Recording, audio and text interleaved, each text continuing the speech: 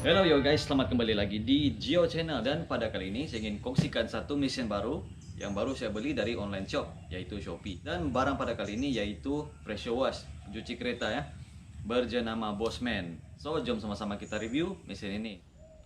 So sebelum kita buka kotak, kita akan lihat jenama dia ini Bossman High Pressure Cleaner dengan dia punya model BPC 4830, rated power 2000 watt dengan kekuatan volt yang diperlukan yaitu 220 hingga 240 volt, maximum pressure 170 bar, water flow 7.2 liter per minit dengan temperature 0 hingga 40 degree Celsius.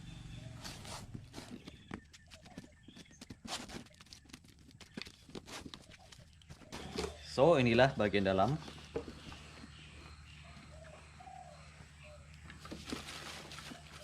Saya akan keluarkan bagi tengok.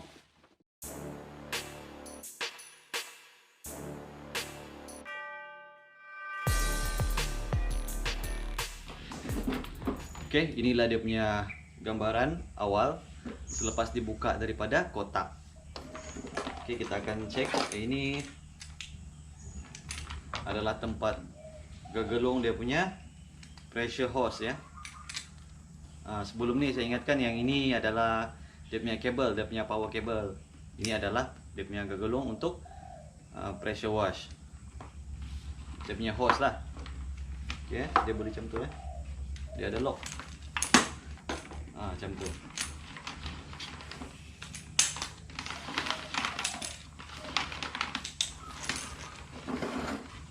So kalau nak gulung balik macam ni.